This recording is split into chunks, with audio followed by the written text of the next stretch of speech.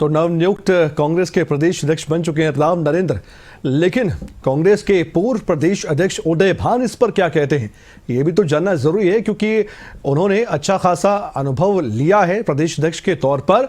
और अब वो क्या कहते हैं इन नियुक्तियों पर, आइए सीधे जानकारी लेते हैं। ये खास बातचीत करने वाले हैं हमारे सहयोगी जितेंद्र चौधरी, सीधे उनके पास आपके लिए चलते हैं। Jitendra, over to you.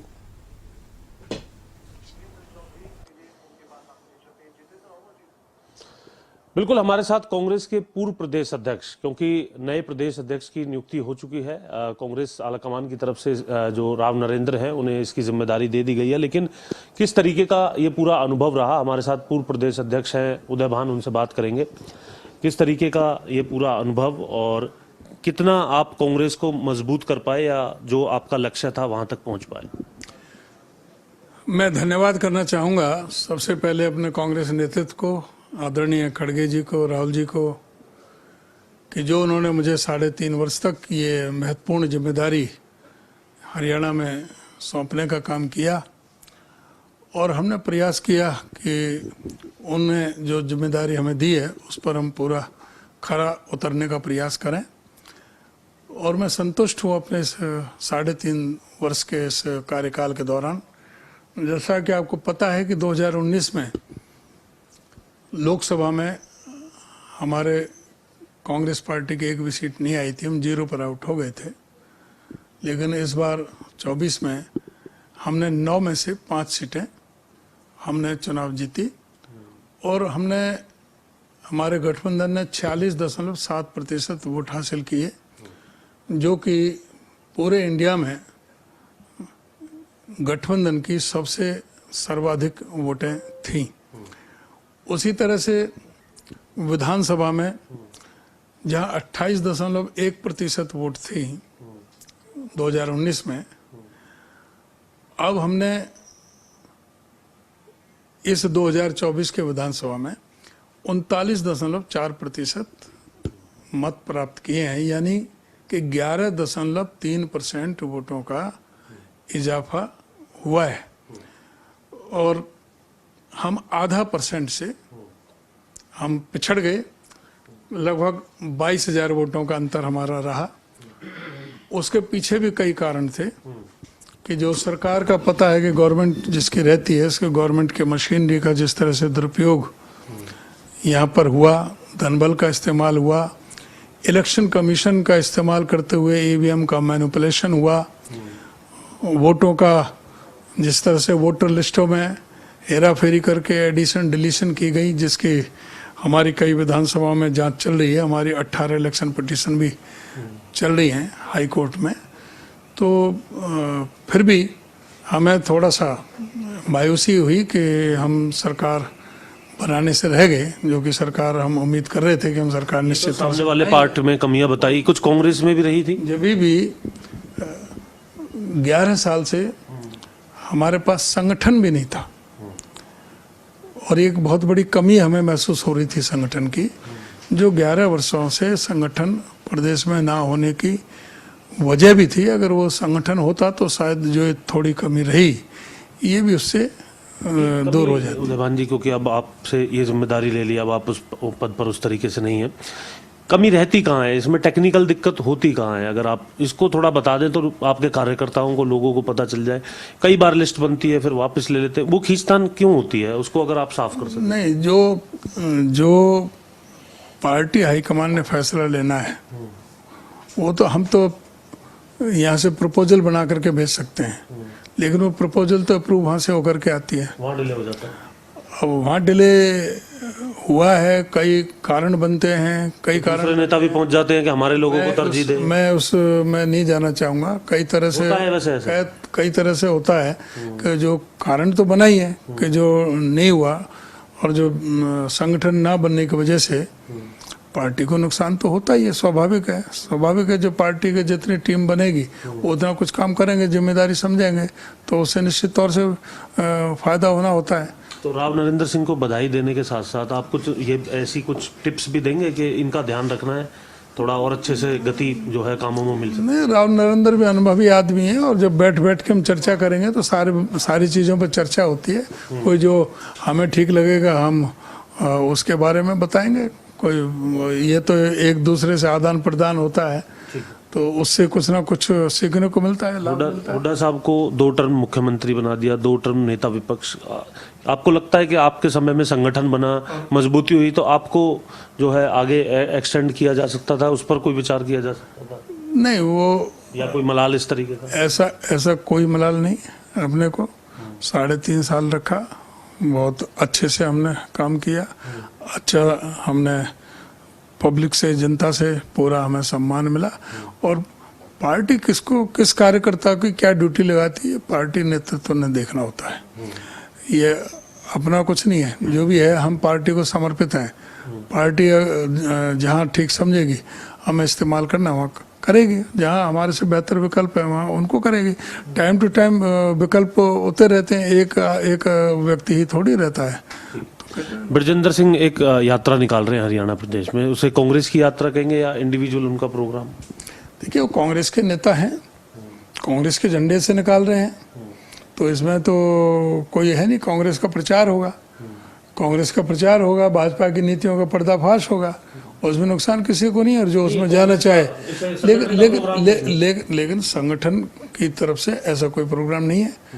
लेकिन संगठन की तरफ से अब तो संगठन दूसरा जिम्मेदारी आ गई, वो करेंगे। लेकिन संगठन की तरफ से किसी पे कोई पाबंदी नहीं है।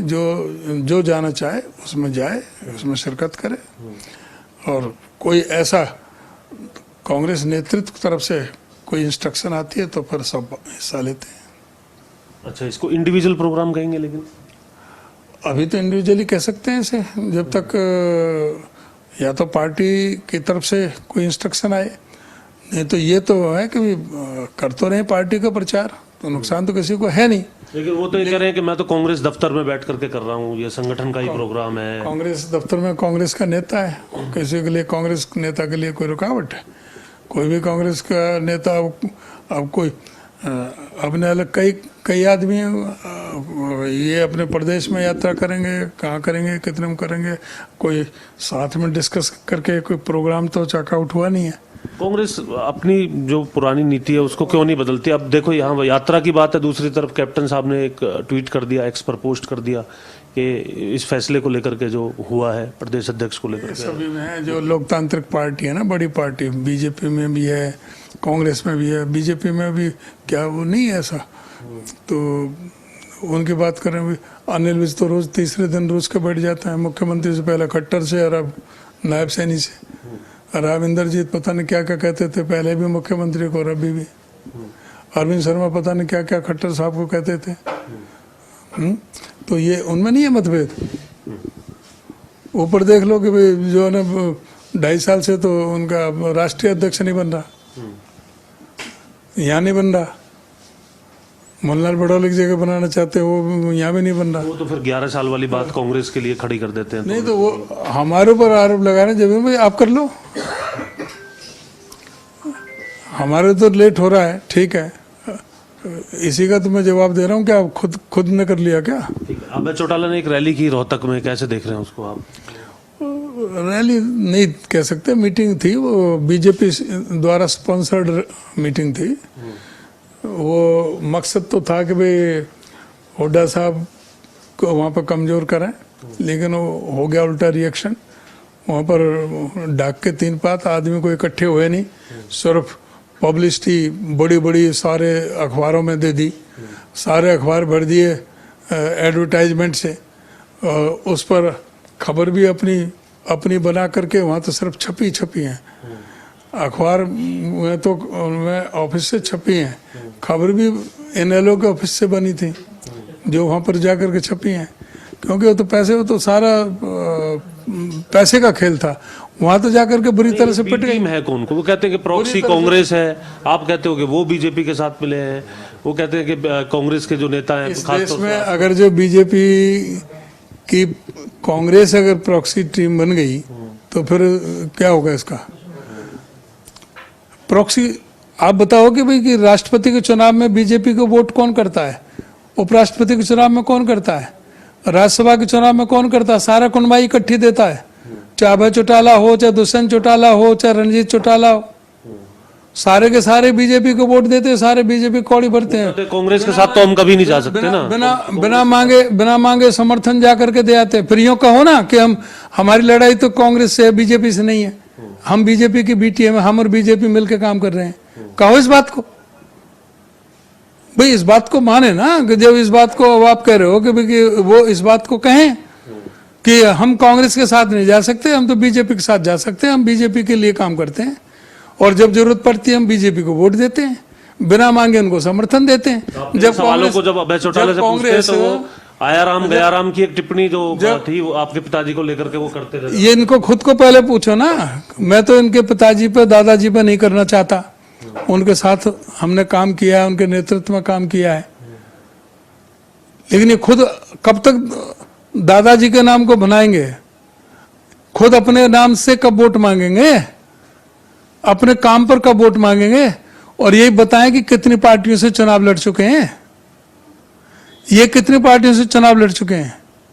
ये मेरे पिताजी पे 67 में उंगली उठा रहे हैं, जिन्होंने कभी कोई दल नहीं बदला, इंडिपेंडेंट थे, कांग्रेस को समर्थन दिया, जब वहां से कांग्रेस से समर्थन उल्टा ले लिया, बस ये था, इतना था कि कांग्रेस को समर्थन दिया। मैं जब पंडित भगवत दयाल शर्मा को डिक्लेयर कर दिया, मैं समर्थन विड्रॉ करता हूं, बस इस बात के ऊपर उनका तो नाम ले दिया, आया राम गया राम।